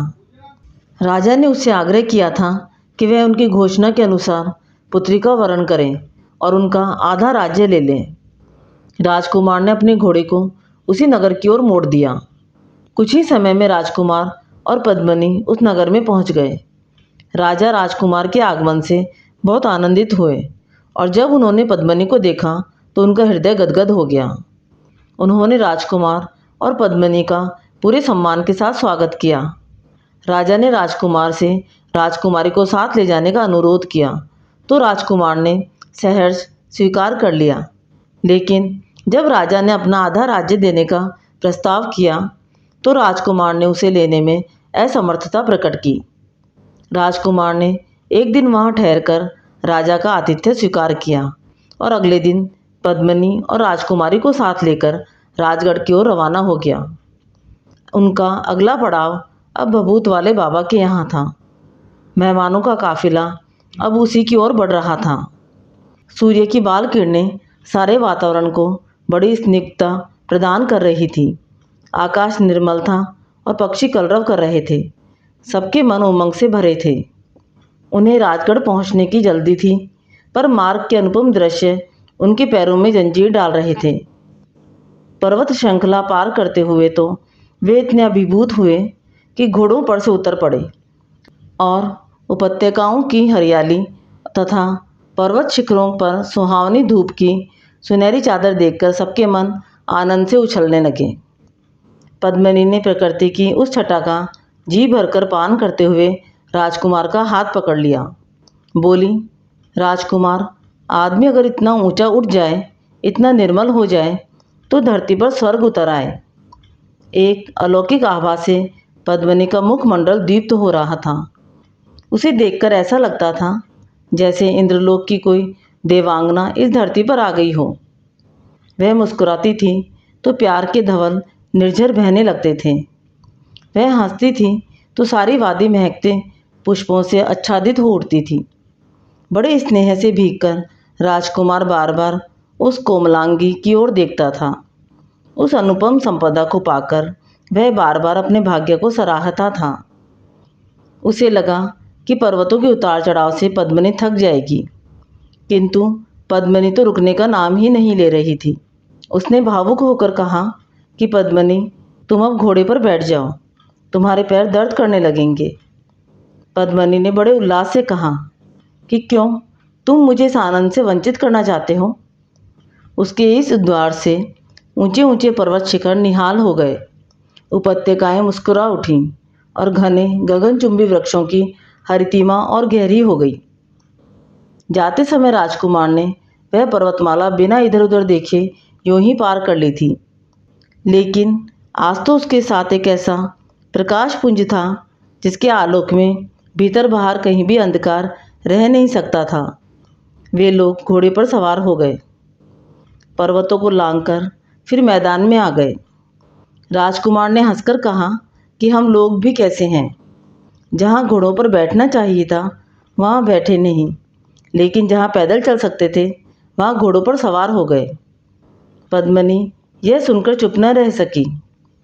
पद्मिनी बोली कि राजकुमार, आदमी पैदल चलता है तो धरती को उसका खोया बेटा मिल जाता है। पहाड़ों में पैदल न चलना पहाड़ों का अपमान करना है।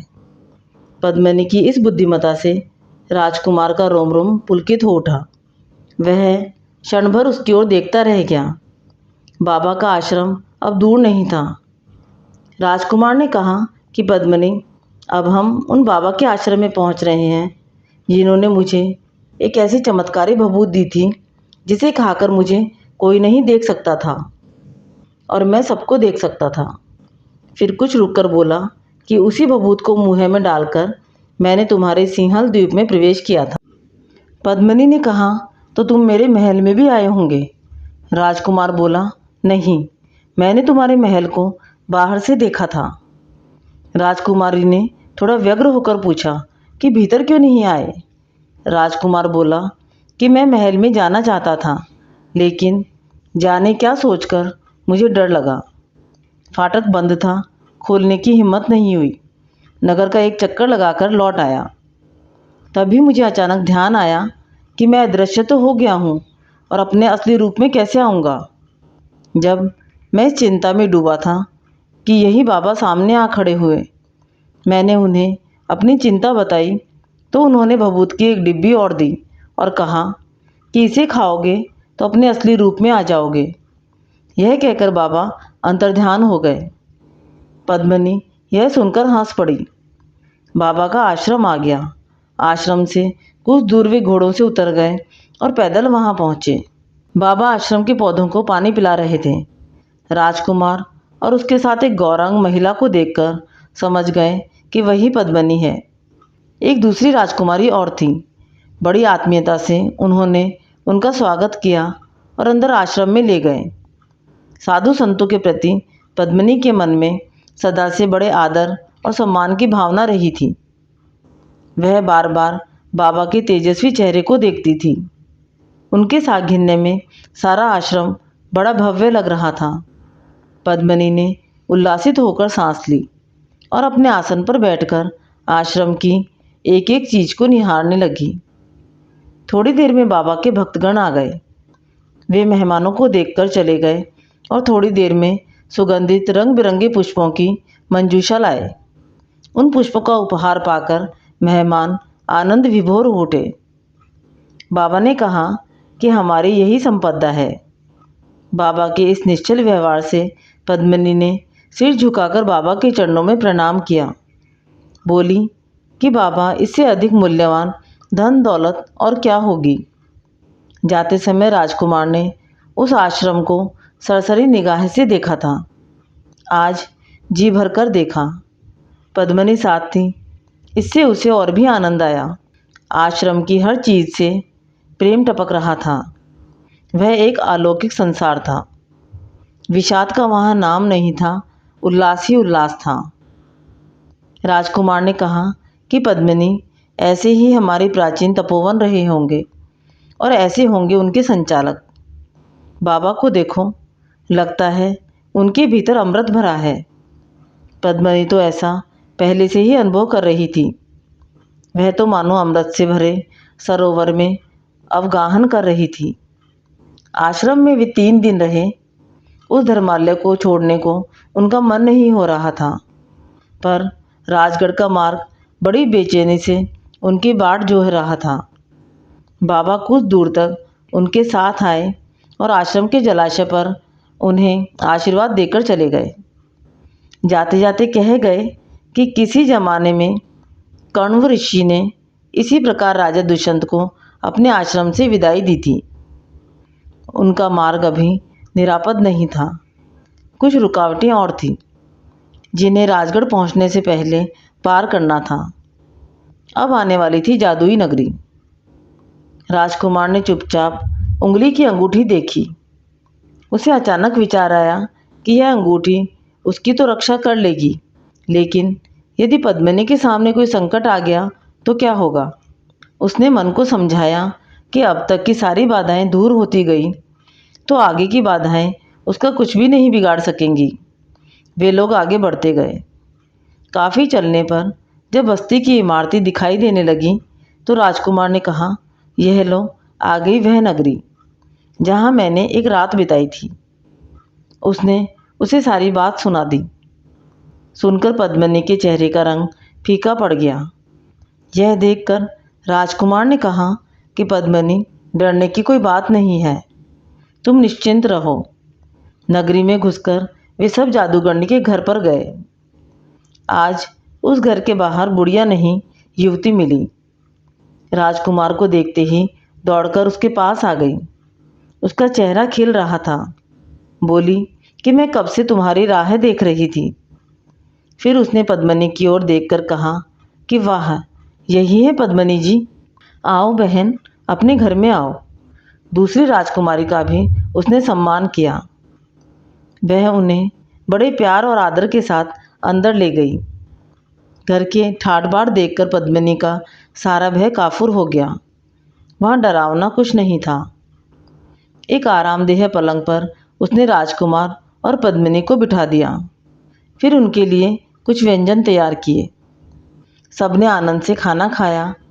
राजकुमार को अचंभा हो रहा था कि जब यहाँ बंदी बनकर रहा था तब यह घर कैसा था और यहाँ का वातावरण कैसा था। आज सब कुछ बदल गया था। वह महल जैसा था। भोजन करके युवती ने कहा कि आप लोग थके होंगे, रात भर विश्राम कर लो। कल बड़े तड़के हम लोग यहाँ से रवाना हो जाएंगे। राजकुमार जब उसे बाल लौटाने लगा तो उसने कहा कि अब मुझे इनसे क्या लेना देना। मेरी मनोकामना पूरी हो गई।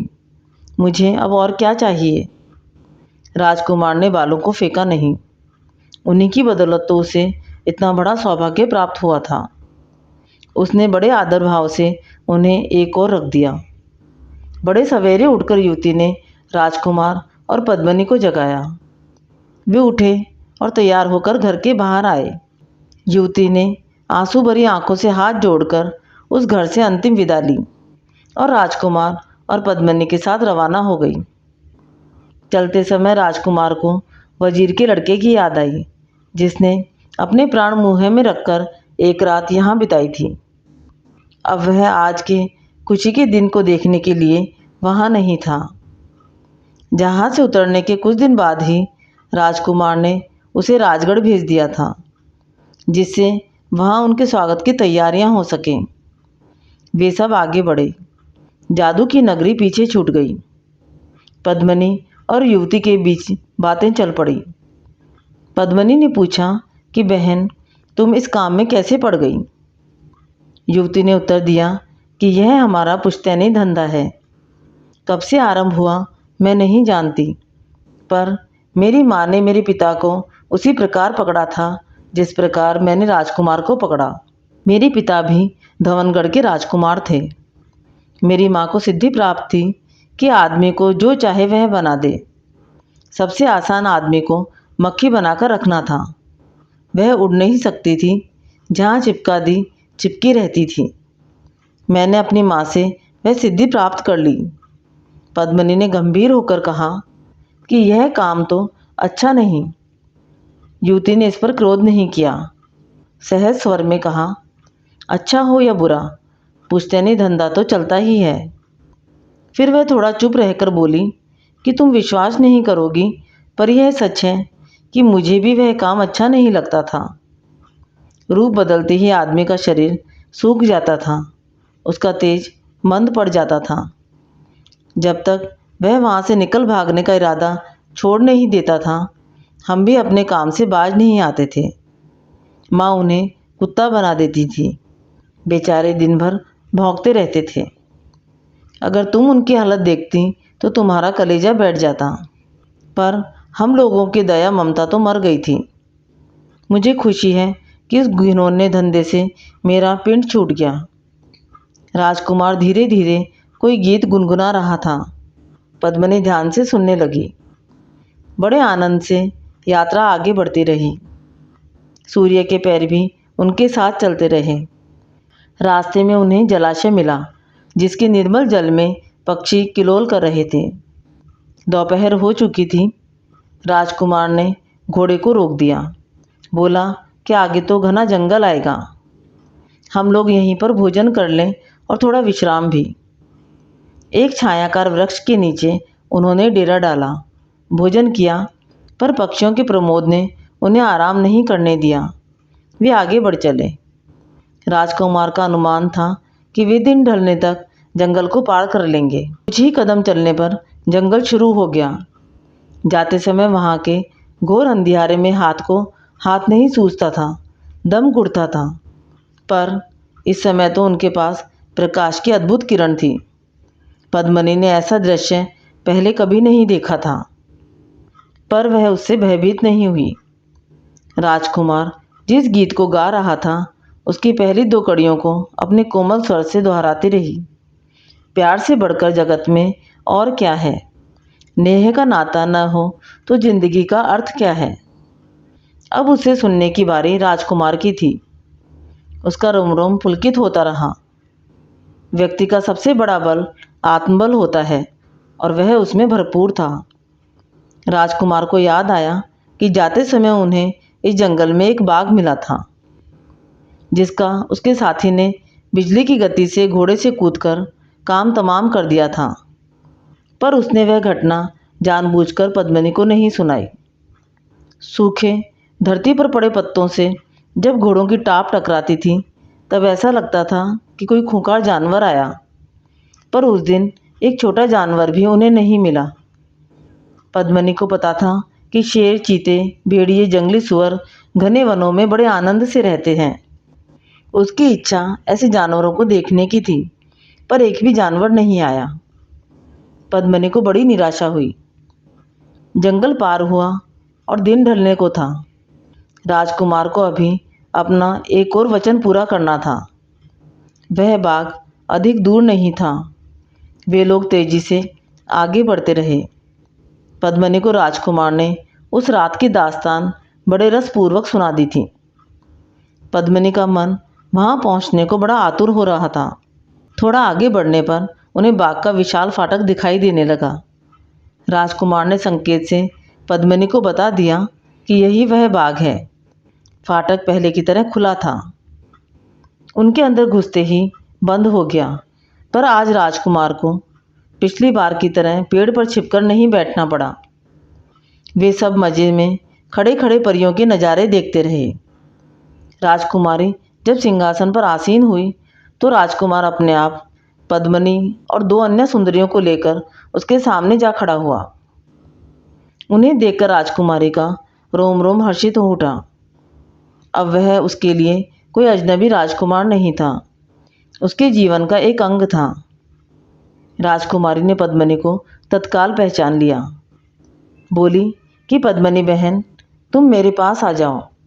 इतना कहकर वह सिंहासन से उठी और बड़े प्यार से हाथ पकड़कर उसने अपने सिंहासन पर अपने पास बैठा लिया।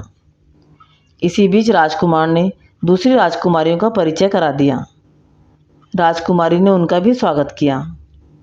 वह बाग अब उन विशेष मेहमानों की उपस्थिति से कई गुना जगमगा उठा। राजकुमारी ने उनके ठहरने की व्यवस्था कर दी। उसने राजकुमार से कहा कि मुझसे मिलने और मुझे विदा देने के लिए मेरी सखियां बहुत आतुर हैं। कल वे सब यहाँ इकट्ठी होंगी। परसों हम लोग यहाँ से प्रस्थान कर देंगे। राजकुमार ने बड़ी प्रसन्नता से इस प्रस्ताव को स्वीकार कर लिया। अगले दिन उस बाग की शोभा देखते ही बनती थी। दूर पास की छोटी बड़ी सारी परियां वहाँ इकट्ठी हो गईं। उन्हें देखकर लगता था कि इंद्रलोक धरती पर उतर आया। सबके हृदय उमंग से भरे थे।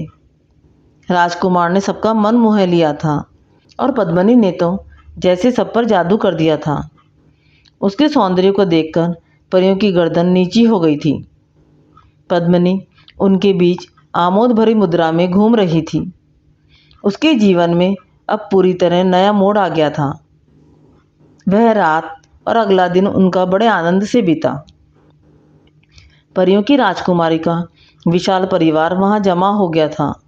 उन्होंने मेहमानों को नाना प्रकार के मूल्यवान उपहार दिए। राजकुमारी के माता पिता भी आ गए। वे जिस लोक के स्वामी थे, वहाँ की प्रजा भी अपनी प्यारी राजकुमारी को विदा देने उमड़ पड़ी। जिसने उस समारोह को देखा धन्य हो गया। तीसरे दिन उन्होंने वहाँ से विदा ली। राजकुमारी के पिता ने विदाई के समय राजकुमार को अंक में भर लिया। उनकी आंखों से कई बूंदें टपक पड़ी। ममता केवल मृत्युलोक की थाती नहीं है, ब्रह्मांड के सभी लोकों में मोह ममता के सागर लहराते हैं। सच यह है कि बिना प्यार ममता के कोई रह नहीं सकता। अब उन लोगों ने राजगढ़ की ओर प्रस्थान किया। जब राजकुमार वजीर के लड़के के साथ वहाँ से चला था, तब उसका मन तरह तरह की आशंकाओं से भरा था। सिंहल द्वीप का जो चित्र उसके सामने आया था, वह किसी भी साहसी के दिल को दहला सकता था। किंतु राजकुमार तो प्रतिज्ञाबद्ध था। उसे वहाँ जाना और पद्मिनी को प्राप्त करना था। उसने अपना हौसला बनाए रखा। फिर भी उसके मन के एक कोने में थोड़ा डर छिपा था। वह वहाँ कैसे पहुँचेगा? किंतु उसके बंद रास्ते एक के बाद एक खुलते गए। उसकी प्रतिज्ञा पूर्ण हुई। उसे वह बेशकीमती रत्न मिल गया जिसे पाना बड़े भारी सौभाग्य की बात थी। पूरी टोली उत्साह से भरकर अपने गंतव्य की ओर जा रही थी। राजकुमार के आनंद की सीमा नहीं थी। कहावत है कि जीवन की सबसे बड़ी उपलब्धि सफलता है। यदि सफलता नहीं मिलती तो ये व्यक्ति अनुभव करता है कि वह पराजित हो गया। राजकुमार ने पद्मिनी को लाने की प्रतिज्ञा की थी। उसका सिंहल द्वीप पहुंच जाना और एक अभेद दुर्ग को भेदकर पद्मिनी को ले आना आश्चर्यजनक उपलब्धि थी। सबसे छोटा होने के कारण वह राजा का सबसे लाडला बेटा था। उसके चले जाने और इतने दिनों तक कोई खोज खबर न मिलने पर उनकी क्या हालत हुई होगी। कहीं कुछ अनहोनी तो न हो गई हो। राजगढ़ अभी दूर है। उसके पिता सकुशल हैं। जिस भाभी के कारण उसे इतने दिनों का देश निकाला मिला था वह भी आनंद होगी। उसके मन में उनके प्रति आक्रोश शांत हो गया था। कृतज्ञता का भाव उमड़ आया था। आखिर उन्हीं के उपालंब से उसे पद्मिनी जैसी गुणवती और रूपवती नारी रत्न का उपहार मिला था। आखिर उन्हीं के उपालंब से उसे पद्मिनी जैसी गुणवती और रूपवती नारी रत्न का उपहार मिला। राजकुमार को विचार मग्न देखकर पद्मिनी ने मुस्कुराकर पूछा कि क्यों, क्या सोच रहे हो? अब तो तुम्हारा मनचाहा हो गया, सपना साकार हो गया, कोई हैरानी है क्या? राजकुमार अपने में लौट आया। बोला कि पद्मिनी, अब मुझे कोई हैरानी नहीं है। आदमी के सामने विषाद हो या हर्ष, वह विचारों में डूब जाता है। मेरा मन भी पिता के लंबे बिछोहे की कल्पना से कुछ दुखी हो उठा था, पर अब तो मेरे अंदर आनंद का सागर लहरा रहा है। तुम मिल गई, मैं धन्य हो गया। पद्मिनी राजकुमार के अंदर से निकले उद्गारों को सुनकर विभोर हो उठी। बोली कि माता पिता की याद तो मुझे भी सता रही है, किंतु जो सौभाग्य मुझे मिला है उसे न सराहूं तो मुझसे बढ़कर कोई कृतज्ञ नहीं होगा। कहते कहते पद्मिनी की आंखें चमक उठी। चेहरा आभा मंडित हो गया। उसके भावों को ताड़कर राजकुमार अभिभूत हो गया। बोला कि पद्मिनी, तुमसे कहीं अधिक भाग्य की सराहना मुझे करनी चाहिए। तुम्हें कोई भी राजकुमार मिल सकता था, पर पद्मिनी तो हर किसी के भाग्य में नहीं बढ़ी थी। राजकुमार और पद्मिनी दोनों ही अब सब प्रकार के भार से मुक्त हो गए थे। उनके सामने अब भावी जीवन के मधुर सपने थे। चलते चलते उन्हें एक विशाल सरोवर मिला। जाते समय राजकुमार इतना चिंतित था कि उसका ध्यान उस ओर गया ही नहीं था, पर अब उसके मन की दशा भिन्न थी। सरोवर में पक्षी क्रीड़ा कर रहे थे और नाना वर्ण के कमल खिले थे। पास ही एक सुंदर बाग था। राजकुमार ने कहा कि हम लोग थोड़ी देर यहाँ ठहर जाएं, सरोवर में स्नान कर लें और थोड़ा खा पी लें। तरोताज़ा होकर राजगढ़ पहुँचेंगे तो हमारा आनंद और बढ़ जाएगा।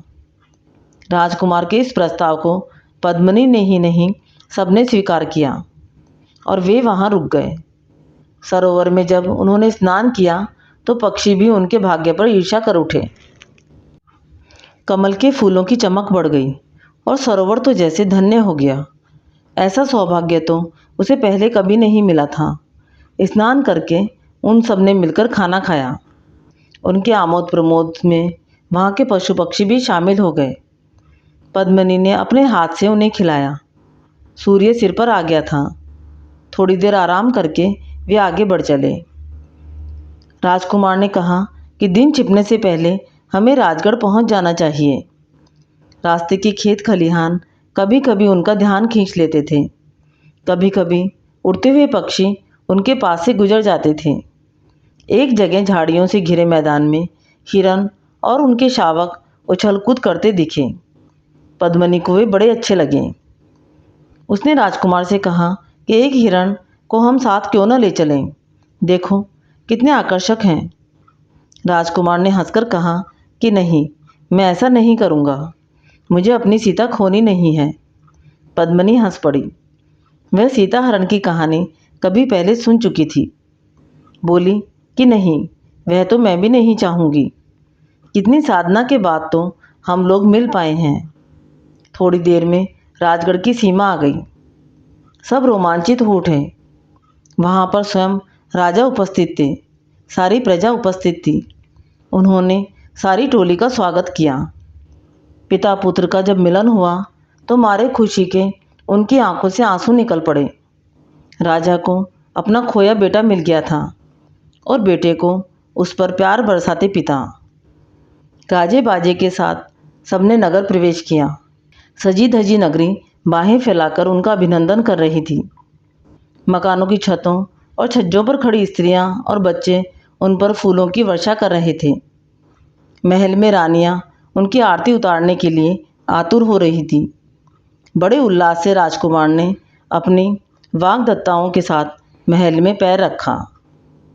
आरती के मंद मंद प्रकाश और अगरू की महक से महल की शोभा में चार चांद लग गए। थोड़ी देर में राज दरबार खचाखच भर गया। प्रजा भी अपने राजसी मेहमानों का स्वागत करना चाहती थी।